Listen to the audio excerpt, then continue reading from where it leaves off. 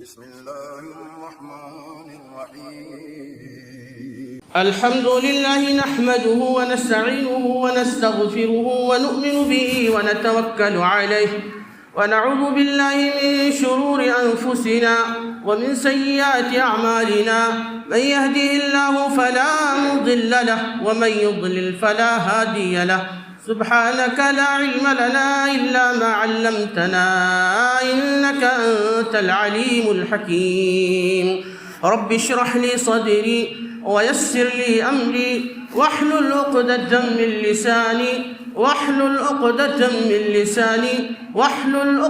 من لساني يفقه قولي رب زدني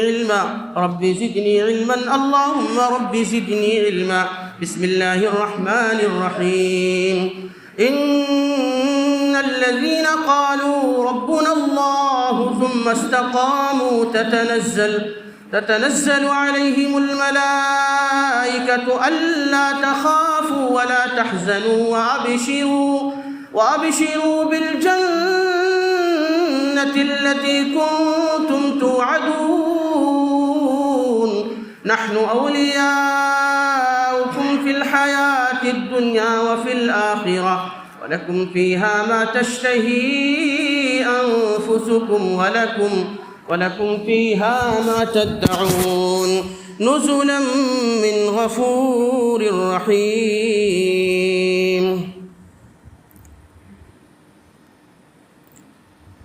سب کو اداس کر کے رمضان چلا گیا ہے سب کو اداس کر کے رمضان چلا گیا ہے سب پہ لٹا کے رحمت رمضان چلا گیا ہے آیا تھا ماہ رمضان قسمت ہماری بن کر آیا تھا ماہ رمضان قسمت ہماری بن کر بھیجا تھا جو خدا نے مہمان چلا گیا ہے سب پہ لٹا کے رحمت رمضان چلا گیا ہے قسمت سے مل گیا تھا رمضان کا مہینہ قسمت سے مل گیا تھا رمضان کا مہینہ دل رو پڑا ہے جب یہ رمضان چلا گیا ہے بخشش کا ذریعہ بن کے رمضان آ گیا تھا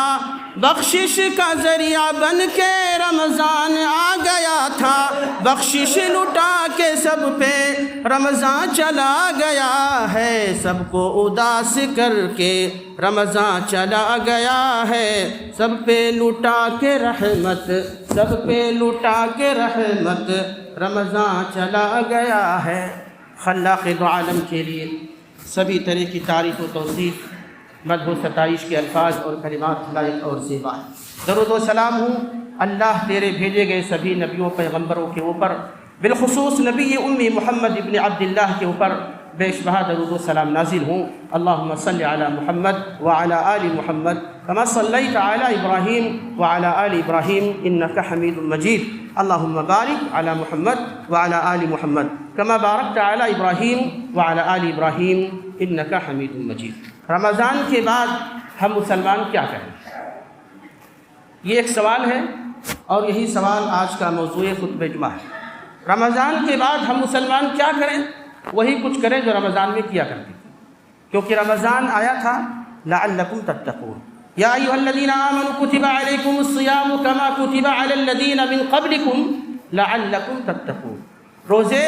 امت محمدیہ سے پہلے پر فرض کیے گئے تھے امت محمدیہ پر بھی فرض کیے گئے مقصد اللہ نے بتایا لعلکم تتقون تاکہ تم تقوی اور پرہیزگاری کی صفات کے حامل بن جاؤ اللہ تعالیٰ نے جن چیزوں کے کرنے کا حکم دیا وہی کرو اللہ نے جن چیزوں کے کرنے کا حکم نہیں دیا ان سے باز آ جاؤ شریعت جن چیزوں کو اپنانے کا حکم دیتی ہے وہی بجا لاؤ شریعت جن چیزوں سے روک دیتی ہے ان سے رک جاؤ رمضان میں جو کچھ ہم کیا کرتے تھے اللہ تعالیٰ نے پورے ماہ رمضان 29 دنوں کا یا 30 دنوں کا مہینوں کی تاریخ اور گنتی کے اعتبار سے عنایت اس لیے کیا تھا تاکہ اے مسلمانوں اے اللہ کے بندو اگر اس رب کی عبادت میں کمی کوتاہی سے کام لیتے ہو تو مکمل طور پر اللہ کی طرف راغب ہو جاؤ اپنی تمام تر توجہات اللہ تعالیٰ سے لگا دو اللہ سے رو گڑ گڑاؤ، انابت اللہ، توبہ و استغفار سے کام لو۔ رمضان میں اگر ہم نیک بن کے رہے تھے اور یقیناً نیک تھے، رمضان میں نیکیوں کا سیلاب آ چکا تھا، ہماری روح مکمل طور پر تقویٰ اور طہارت سے عبارت تھی، جدھر دیکھیے لوگ نیکیوں کی سوغات بھی بانٹ رہے تھے۔ لیکن یہ سب چیزیں رمضان کے بعد اگر ہماری زندگی میں نہیں رہ گئی ہیں تو اسی لیے یہ سوال بنتا ہے کہ رمضان کے بعد ہم کیا کریں؟ آپ وہی کریے، متقی بن جائیے، پرہیزگار بن جائیے، شریعت کے مطابق مکمل طور پر عمل کرنے کی کوشش کیجیے، شریعت جن چیزوں کا حکم دیتی ہے ان کو کریے، جن چیزوں سے شریعت روک دیتی ہے فوری طور پر ان سے باز رہنے کی کوشش کیجیے۔ رمضان کے بعد سب سے پہلا عمل سلف صالحین کی زندگیوں کے حوالے سے اگر دیکھا جائے، اللہ کے نبی جناب محمد الرسول اللہ صلی اللہ علیہ وسلم کی صحابہ کی زندگیوں کو اگر کھنگالا جائے تو مختلف صحابہ کرام رضی اللہ عنہم اجمعین کی زندگیوں کے حوالے یہ کہتے ہیں کہ ہم نے رمضان کی زندگی میں جو نیکیاں کمائی ہیں ان نیکیوں کے لیے رونا ہے کہ اللہ نے ہماری ان نیکیوں کو شرف قبولیت سے نوازا یا نہیں نوازا۔ اللہ تعالیٰ کی خاطر ہم نے اس کو راضی خوش کرنے کے لیے ماہ رمضان میں جو صیام و قیام اور سبھی طرح کے نیک اعمال اور عبادتیں انجام دی تھیں، کیا ہم نے ان کو ریاکاری کے طور پر کیا تھا؟ کیا ان عبادتوں کو ہم نے ایک روٹین کے طور پر کیا تھا؟ کیا ہم نے ان عبادتوں کو اس لیے کیا تھا کیونکہ ہمارے سماج میں ہمارے ساتھ رہنے بسنے والے مسلمان وہ عبادت کرتے ہیں؟ رمضان کے روزے ہم نے رکھے، بہت سارے احباب بھوک و پیاس کی تکلیف برداشت کرتے تھے، رمضان میں بھی نماز کی ادائیگی ان سے نہیں ہو پاتی تھی، تہجد کی نماز، قیام اللیل کی نماز، تراویح کی نماز تو دور کی رہی بات، رمضان کے مہینے بھی قرآن کے صحیفے کو الٹ کر کے اس کی تلاوت نہیں کیا کرتے تھے۔ رمضان میں بھی اگر ایک طرف نبی کریم صلی اللہ علیہ وسلم کی حدیث کی روشنی میں ہمیں یہ پیغام ملتا ہے خوشی اور مسرت کا، خوشیوں میں ڈوب جانے کا، کہ رمضان کے مہینے میں شیطانوں کو قید کر دیا جاتا ہے، پھر بھی رمضان کے اس مقدس مہینے میں کچھ شیطان نما انسان بھی ایسے پائے جاتے تھے کہ رمضان ہو یا غیر رمضان ان کی برائیوں میں کوئی فرق پڑنے والا نہیں تھا۔ انہیں تمام چیزوں میں سدھار کی ضرورت ہے اور سب سے زیادہ اس بات کی دعا کرنے کی ضرورت ہے سلف صالحین جس طرح سے رمضان کے آنے سے 6 مہینہ پہلے رمضان کے آنے کا انتظار کیا کرتے تھے، رمضان جب آتا تھا اللہ رب العالمین کی طرف یکسو ہو کر کے اس کی عبادت میں منہمک ہو جایا کرتے تھے، رمضان جب ختم ہونے کو ہوتا تھا اور ختم ہو جایا کرتا تھا جیسے ابھی ہمارا سسٹم اور وقت چل رہا ہے تو اس کی قبولیت کی دعا مانگا کرتے تھے 6 مہینے یا 5 مہینے کہ اللہ ہم نے جو رمضان میں عبادتیں کی ہیں ان کو تو قبول فرما دے۔ اسی لیے قرآن کریم کی آیت کریمہ یہ کہتی ہے بہت سارے لوگ ایسے ہیں جو اپنے بارے میں یہ سمجھتے ہیں کہ انہوں نے نیکیوں کا تھیلا جمع کر کے رکھا ہے، ان کے پاس پہاڑ کے برابر نیکیاں ہیں، لیکن شاید انہیں یہ پتہ نہیں ہے کہ پہاڑ برابر ان کے پاس تو یہ نیکیاں ہیں اور نیکیاں اکٹھا کرنے کے بعد یہ خوش گمانی اور خوش فہمی کے اندر مبتلا ہے کہ اللہ ان کو بخش دے گا۔ بات ایسی نہیں ہے، بہت سارے لوگ ایسے نیکیاں کماتے ہیں لیکن اللہ رب العالمین کی بارگاہ میں ان کی نیکیاں شرف قبولیت کے درجے کو پہنچی ہیں یا نہیں پہنچی ہیں یہ صرف اللہ رب العالمین ہی بتائے گا، لیکن اس کے لیے رونا ہے۔ بہت سارے لوگ نیکیاں کماتے اور سمجھتے ہیں کہ وہ نیک اعمال کر رہے ہیں، حالانکہ معاملہ یہ ہوتا ہے کہ پیچھے سے اللہ تعالیٰ ان کی ساری نیکیوں کو ضائع تباہ و برباد کر چکا ہوتا ہے۔ اللہ سے قبولیت کی دعا مانگنی ہے۔ اللہ تعالیٰ نے قرآن حکیم میں اسی لیے ارشاد فرمایا والذین یؤتون ما آتوا وقلوبهم وجلة انہم الی ربہم راجعون اولئک یسارعون فی الخیرات وہم لہا سابقون۔ اللہ کے کچھ بندے ایسے ہیں جو اللہ رب العالمین کی یاد میں ہمیشہ لگے رہا کرتے ہیں، اللہ تعالیٰ نے ان کو جو کچھ دے کر کے رکھا ہے، نماز کر کے رکھا ہے، اسے اللہ کے راستے میں خرچ کرتے ہیں، لیکن خرچ کرنے کے بعد بھی اللہ رب العالمین سے دعائیں کرنے کے بعد بھی نیکیاں کرنے کے بعد بھی وہ خوف زدہ رہا کرتے ہیں، ڈرتے ہیں کہ اللہ نے ان کی نیکیاں قبول فرمائی یا نہیں فرمائی۔ اگر اللہ نے ان کی نیکیاں قبول فرما لی ہے اولئک یسارعون فی الخیرات، تو یہی وہ اللہ تعالیٰ کی متقی اور پرہیزگار بندے ہیں جو نیکیوں میں آگے بڑھنے والے ہیں، وہم لہا سابقون، اور یہ نیکیوں کی طرف سبقت کر جانے والے۔ اب عائشہ صدیقہ رضی اللہ تعالیٰ عنہ سوال کرتی ہیں اے اللہ کے نبی صلی اللہ علیہ وسلم اس سے مراد کون لوگ؟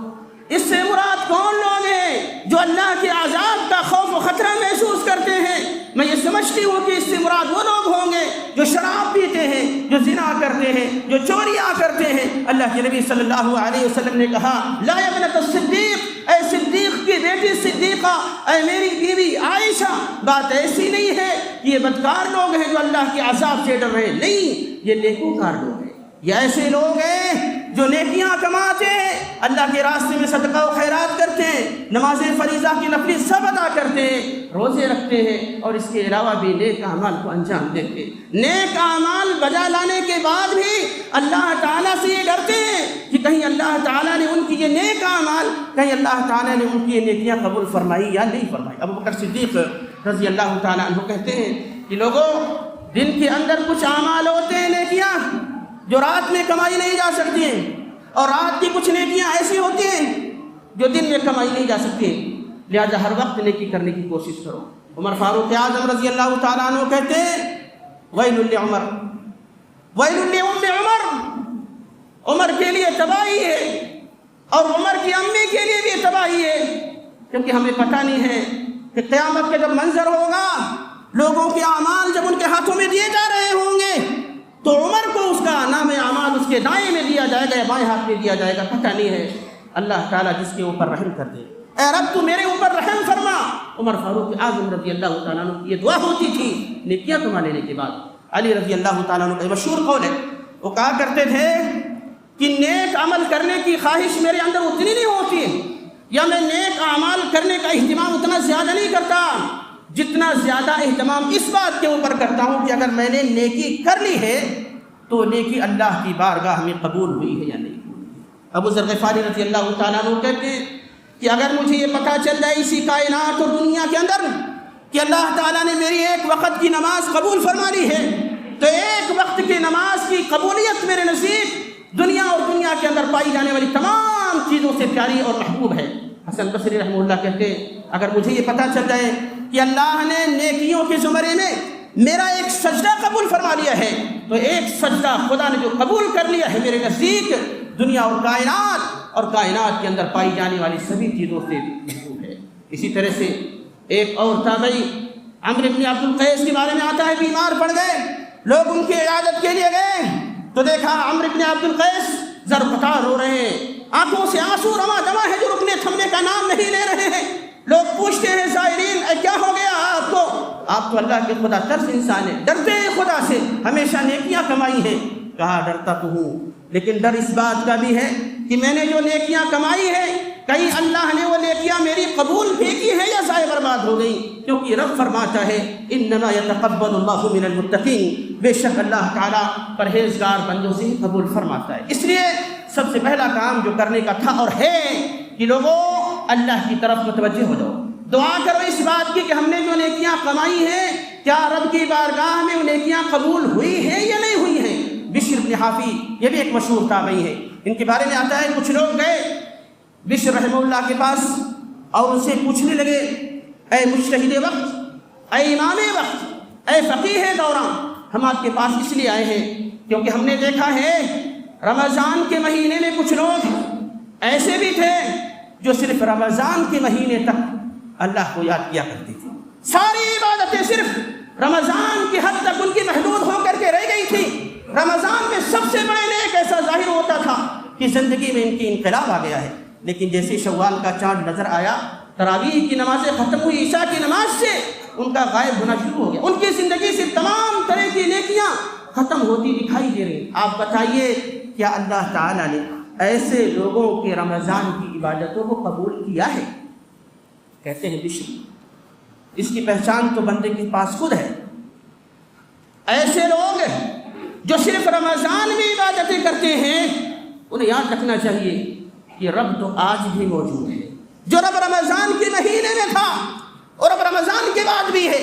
جو قرآن رمضان کے مہینے میں یہ پڑھتے تھے یہ قرآن رمضان کے بعد بھی ہے، تہجد کی نماز تراویح کے نام سے جو ادا کرتے تھے رمضان میں، رمضان کے بعد بھی ہے۔ اے لوگوں، رمضانی بننے کی کوشش نہ کرو بلکہ ربانی بننے کی کوشش کرو۔ اسی لیے ایک اور مشہور عالم دین کہتے ہیں کہ روزہ دو طرح کا ہوتا ہے، ایک یہ روزہ ہے جو آپ نے رمضان کے مہینے میں گزارا، واجبی شکل میں، فریضے کی شکل میں، نفلی شکل ہو تب بھی اس کی کیفیت کنڈیشن یہی بنتی ہے کہ آپ صبح صادق کے طلوع ہونے سے لے کر کے غروب آفتاب تک کھانے پینے اور روزے کی تمام ایسی چیزوں سے باز رہتے ہیں جو روزے کو توڑ دیتی ہے۔ ایک روزہ یہ ہے، اور ایک روزہ وہ بھی ہے جب انسان اس دنیا کے اندر مسلمان بن کر پیدا ہوتا ہے، اور ہر بندہ مسلمان بن کر کے ہی پیدا ہوتا ہے، خاص طور پر ایسے مسلمان جو جعلی مسلمان ہیں، جو نقلی مسلمان ہیں، جو نام کے مسلمان ہیں، نام سے ان کا انتساب اسلام کی طرف ہے، بقیہ کام سے زیرو ہیں، ان کو اسلام سے کوئی مطلب نہیں ہے، اور ایسے ہی لوگوں نے اسلام کا بیڑا غرق کر کے رکھا ہوا ہے۔ ایک روزہ وہ ہے کہ انسان جب اس کائنات کے اندر پیدا ہوا، پیدا ہونے کے بعد روئے زمین پر لڑھکنے کے بعد جو سانس لیتا ہے، آواز لگاتا ہے، بچہ پیدا ہوتا ہے، چیختا چلاتا ہے، وہاں سے اس کی زندگی کے روزے کی شروعات ہوتی ہے، اور جب اس کی سانس رک جاتی ہے تو اس وقت اس کی زندگی کے روزے کا خاتمہ ہوتا ہے۔ جس طرح سے رمضان کے روزے میں، نوافل روزوں میں ایک بندہ روزہ دار کھانے پینے اور تمام شہوانی خواہشات سے اپنے آپ کو بچاتا ہے، بالکل اسی طرح ضروری ہے کہ ایک بندے مسلمان اپنی زندگی میں قرآن و سنت کے خلاف جانے کی ہرگز کوشش نہ کرے، محرمات سے، حرام کردہ چیزوں سے مکمل طور پر اجتناب کرے۔ حرام حرام ہوتا ہے، غلط غلط ہوتا ہے، تعبیروں سے کام نہیں بنتا ہے۔ ہم اسی وقت کامیاب مانے جائیں گے جب ہم نے اپنے آپ کو خواہشات نفسانیہ سے مکمل طور پر بچایا ہوگا، ہم نے اپنے آپ کو اللہ اور محمد الرسول اللہ صلی اللہ علیہ وسلم کے فرامین کے حوالے کیا ہوگا، ہم اسلام کے آگے سرنڈر ہو چکے ہوں گے، اسلام جو کہتا ہے وہی کرتے رہے ہیں، اسلام جن چیزوں سے روکتا ہے اس سے رک جائیں گے۔ اس بیچ میں زندگی کے اس زیر و بم میں، زندگی کے ان تمام شعبوں میں، شعبہ حیات کے اندر جن گناہوں کو ہم معمولی سمجھ کے کرتے ہیں، وہی گناہ رمضان کے اندر ہم بڑا سمجھ کر کے ان کے کرنے سے باز رہا کرتے تھے۔ ہم رمضان میں بھوکے پیاسے رہتے تھے، ٹھیک ہے، مباح ہے۔ رمضان کے اندر جب تک روزہ ہے بیڑی سگریٹ تمباکو سے بھی دور رہا کرتے تھے۔ رمضان کے اندر ہمارے چہرے مکمل طور پر نورانی سے عبارت تھے، رمضان کے بعد وہ ساری چیزیں ختم۔ رمضان کے اندر یہ قرآن ہمارے ہاتھوں کی زینت بنے تھے، رمضان کے بعد ٹاکوں کی زینت بن کے رہ گئے۔ رمضان کے اندر مسجدوں کے اندر صف لگانے کے لیے شاید جگہ نہیں ملتی تھی، رمضان کے بعد وہی صرف 1 یا 1.5 صف کی نمازی۔ رمضان کے اندر ایسی بہت ساری نیکیاں ہم کر گزرتے تھے جن کی کرنے کی توفیق اللہ اس کے علاوہ مہینوں میں نہیں دیتا تھا۔ تو رمضان میں جو کچھ ہم کرتے تھے اللہ تعالیٰ نے یہ موقع دیا تاکہ آپ پریکٹس کرو۔ ایک پریکٹیکل پیریڈ تھا، پریکٹس کرنے کا وقت تھا۔ پریکٹس کرنے کے بعد کوئی بھی شخص جو پریکٹیکل میں سیکھتا ہے وہی کرنے کی کوشش کرتا ہے، اس سے اپنے آپ کو دور رکھنے کی کوشش نہیں کرتا۔ ایسے گناہ جن کو سماج معمولی سمجھتا ہے، لیکن اسلامی تعلیمات کیا کہتی ہے؟ معمولی نہیں۔ نماز چھوڑنا معمولی بات ہے، معمولی بات نہیں ہے۔ بیڑی سگریٹ تمباکو کے رسیام ہو چکے ہیں، یہ معمولی بات ہے۔ معمولی گناہ جن کو سمجھ کے ہم کرتے ہیں، اگر اللہ کی نظر میں وہ معمولی نہ ہو تو اس کو معمولی بنا کر تعبیریں کرنے والے ہم معمولی قرار پائیں گے، لیکن اللہ رب العالمین کی شریعت کا کوئی حکم معمولی قرار نہیں پائیں گے۔ اس لیے رمضان کے بعد دوسرا جو کرنے کا کام ہے وہ توبہ اور استغفار ہے۔ توبہ استغفار سکھاتا اسی بات کو ہے کہ آپ نے اعتراف کیا تھا اس بات کا کہ اللہ ہم گنہگار ہیں، ہمارے گناہ کو معاف کر دیں۔ آپ نے جب ایک بار اعتراف کر لیا اور دوبارہ اسی گناہ کی طرف بڑھ رہے ہیں تو گویا اللہ کو دھوکہ دے رہے ہیں، اور اللہ کو جب کوئی دھوکہ دینے پر آئے گا یخادعون اللہ وهو خادعهم وَإِذَا قَامُوا إِلَى الصَّلَاةِ قَامُوا كُسَالَىٰ يُرَاءُونَ النَّاسَ وَلَا يَذْكُرُونَ اللَّهَ إِلَّا قَلِيلًا۔ منافقین جن کے بارے میں قرآن نقل کرتا ہے، یہ بھی نماز پڑھنے کے لیے کھڑے ہوتے تھے اللہ کے نبی صلی اللہ علیہ وسلم کے زمانے میں، وہ بھی مسجد نبوی کے اندر، لیکن کیا ان کی نمازیں اللہ کی بارگاہ میں قبول ہوا کرتی تھیں؟ نہیں ہوتی تھیں۔ وجہ کیا ہے؟ کیونکہ دکھاوے کی نماز تھی، کیونکہ دکھاوے کی نماز تھی۔ مومنین کی نماز اللہ قبول فرماتا تھا۔ آج بھی اگر دکھاوے کے نام پر کسی کی طرف سے کچھ ہو رہا ہے اور اسی وہ آدمی معمولی سمجھ کے کرتا ہے تو یہ اس کی اپنی منطق اور اس کا اپنا فلسفہ ہے، لیکن اللہ کی جو منطق ہے وہ حکم ہے، وہ فلسفہ نہیں ہے، وہاں عقلی گھوڑے نہیں دوڑائے جاتے۔ اللہ کے رسول صلی اللہ علیہ وسلم اگر کسی چیز کا حکم دیتے ہیں، صحابہ فوری طور پر اسے مکمل طور پر کرنے کے لیے آگے آتے ہیں، روکتے ہیں کسی چیز سے تو اس سے رکنے کی کوشش کرتے ہیں۔ استغفار کیجئے، زندگی کے اندر آخری وقت پر استغفار بہت بڑی نعمت ہے، جس کو توفیق مل جائے۔ ہر کام کے اخیر میں استغفار بہت بڑی نعمت ہے، اور اس شریعت کا مطابق حج جیسی عظیم عبادت، جو عظیم عبادت اللہ کرے کہ آپ سب کو مل جائے، اللہ تعالیٰ مال اتنا عطا فرما دے کہ مالی وسعت اور جسمانی وسعت دونوں ہو، اور آپ خانہ کعبہ بیت اللہ الحرام مکہ المکرمہ کی زیارت کو جائیں، حج کرنے کے لیے جائیں۔ حج حج جیسا عظیم شعیرہ جس سے ہمارے مسلمانوں کی ایک لمبی تعداد چک جاتی ہے کہ ان کے پاس مالی پوزیشن نہیں ہے. حج جیسی عبادت کے آخر میں اللہ نے حکم دیا استغفار کرو. آپ نے حج کر لیا اور جس کا حج ایسا ہے مال حلال سے گیا, اللہ نے اس کا حج قبول فرما لیا. حج کے تمام شروط واجبات ارکان مستحبات کا اس نے خیال رکھا. رجع کیوم ولدتہ, تو اس کا معاملہ گناہوں سے پاک و صاف ہونے کا ایسے ہو جاتا ہے جیسے آج ہی وہ روئے زمین پر پیدا ہوا ہو, آج ہی جیسے اس کی والدہ نے اسے جنم دیا ہو. بچہ جنم دیتا ہے, کوئی گناہ اسے سرزد ہوا ہوتا ہے؟ نہیں. ایسے ایک حاجی صاحب کا معاملہ ہے. حاجی صاحب حجاج کرام جن کے معاملات یہ ہیں کہ اللہ تعالیٰ اگر حج قبول کر لے تو ان کے سارے گناہ معاف, لیکن پھر بھی اللہ حکم دیتا ہے استغفار کرو, گناہوں سے بخشش اور مغفرت مانگو. کہاں؟ ثم افیضوا من حیث افاض الناس واستغفروا اللہ. اے حجاج کرام, جب حج سے فارغ ہو جاؤ, عرفات کے میدان میں قیام کرنے سے فارغ ہو جاؤ, مزدلفہ سے اپنا شعیرہ ادا کرنے کے بعد فارغ ہو جاؤ, واستغفروا اللہ, تو اللہ تعالیٰ سے استغفار کرو, توبہ اور گناہ, توبہ سے توبہ کرو اپنے گناہوں سے. حج جیسے اہم شعیر شعار اور عبادت سے اللہ تعالیٰ یہ مطالبہ کرتا ہے, وہ بھی حج کے میدان سے, کہ لوگوں گناہوں سے توبہ کرو. تو بقیہ جو عبادتیں ہیں ان سے بدرجہ اولا یہ چیز لازمی طور پہ سمجھ میں آتی ہے کہ کتنی بھی نیکیاں آپ کے پاس, لیکن غرور سے کام نہیں لینا ہے. اپنے آپ کے تعلق سے عجب و کبر کا شکار نہیں ہونا ہے کہ ہمارے پاس تو ایسی نیکیاں ہیں کہ ان نیکیوں کے رہتے ہوئے اللہ کی ہماری بخشش اور مغفرت ہو جائے گی. یہ دھوکہ ہے, اس سے بات رہے. رمضان کے بعد لازمی چیز ہے کہ آپ ہم جو عبادتیں کرتے چلے آ رہے تھے اس پر ہمیشگی سے کام لے, جس کو کہا جاتا ہے مداومت پر. خیر الاعمال ادومها وان قل, بہتر عمل وہ ہے جس پر ہمیشگی سے کام لیا جائے, ہمیشہ اس عمل کو کیا جائے. وہ نیکی چھوٹی ہے, کم ہے, لیکن لگاتار اس کام کو کیا جائے. ضروری ہے کہ ہم اللہ تعالیٰ سے حسن خاتمہ کی توفیق مانگیں کہ اللہ تعالیٰ ہمارا خاتمہ علی الخیر کرے. کسی کو پتہ نہیں ہے. اللہ کے نبی جناب محمد رسول اللہ صلی اللہ علیہ وسلم نے جہاد کا اعلان کیا ہے. صحابہ میدان کارزار میں ایک شخص ایسا ہے جس کے بارے میں کچھ صحابہ نے یہ کہہ دیا کہ وہ فلاں آدمی تو ایسا ہے کہ اس کی تلوار کے سامنے جو بھی مشرک کافر آتا تھا اپنی تلوار سے اس کی گردن اڑا دیتا. ہم یہ سمجھتے ہیں کہ وہ آدمی جنتی ہے. اللہ کے نبی صلی اللہ علیہ وسلم نے جب یہ بات سنی, کہا تم نے اس کے جنتی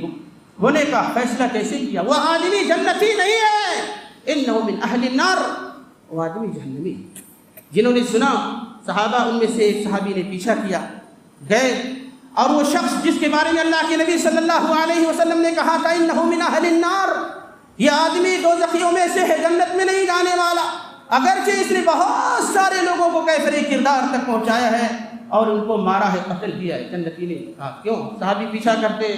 کچھ دور آگے جاتے ہیں تو دیکھتے ہیں کہ وہی شخص زخمی حالت میں پڑا ہوا ہے. زخم کی تکلیف اتنی زیادہ ہے کہ اسے برداشت نہیں کر پا رہے, اور پھر وہ اپنی ہی تلوار سے اپنے سینے پر اپنی تلوار کو گھونپ لیتا ہے اور پھر خودکشی کر لیتا ہے, وہ چلا جاتا ہے. وہ صحابی دوڑے دوڑے اللہ کے نبی صلی اللہ علیہ وسلم کے پاس پہنچتے ہیں اور کہتے ہیں اللہ کے نبی صلی اللہ علیہ وسلم, مجھے یقین ہے کہ آپ سچے رسول ہیں, آپ کی بات صحیح ہے, آپ نے سچی بات کہی, آپ سچے رسول ہیں. اللہ کے نبی نے پوچھا وہ کیوں؟ کہا کہ اللہ کے نبی صلی اللہ علیہ وسلم جس آدمی کے بارے میں ہم یہ گمان کرتے تھے کہ وہ جنتی ہے, جنت میں جائے گا, اپنے نیک عمل کرنے کی وجہ سے شہید ہوگا, آپ نے اس کو جہنمی قرار دیا, میں نے اس کا پیچھا کیا, اس نے اپنی تلوار اپنے سینے پہ لگا لی, گھونپ لی اور مر گیا, خودکشی کی اس نے. اللہ کے نبی صلی اللہ علیہ وسلم نے کہا کہ بہت سارے لوگ ایسے ہیں جو جنتیوں جیسا کام کرتے ہیں, لوگوں کو دیکھنے میں لگتا ہے یہ جنتی ہے, لیکن انجام کیا ہے؟ جہنمی ہے. اور بہت سارے لوگ ایسے ہیں جو جہنمیوں والا کام کرتے ہیں, لوگوں کو یہی دکھتا ہے کہ اس کے پاس کوئی نیکی نہیں ہے, لیکن اخیر میں اس کا جب خاتمہ ہونے کو آتا ہے, موت ہوتی ہے اس کی, تو اللہ تعالیٰ کے یہاں وہ جنتیوں میں سے شمار ہے. الہ العالمین کہنے سننے سے زیادہ نیک عمل کرنے کی توفیق عطا فرما. رمضان جیسی عبادتیں بقیہ اور دنوں میں بھی کرنے کی توفیق عطا فرما. خاص طور پر رمضان گزر جانے کے بعد شوال کے 6 روزے جو اگرچہ نفلی ہیں, لیکن نبی کریم صلی اللہ علیہ وسلم کہتے جس نے رمضان کے پورے روزے رکھے اور شوال مہینے سے 6 روزے رکھے, گویا اس نے پورے سال بھر روزہ رکھا۔ اللہ تعالی ہمیں یہ کام کرنے کی خاص طور پر توفیق عطا فرمائے تاکہ یہ ہو اللہ کی نظر میں کہ ہم نے پورے سال روزہ رکھا۔ آمین وآخر دعوانا الحمدللہ رب العالمین۔ ان اللہ وملائکتہ یصلون علی النبی یا ایھا الذین آمنوا صلوا علیہ وسلموا تسلیما اللهم صل علی محمد وعلی آل محمد كما صلیت علی ابراہیم وعلی آل ابراہیم انک حمید مجید اللهم بارک علی محمد وعلی آل محمد كما بارکت علی ابراہیم وعلی آل ابراہیم انک حمید مجید۔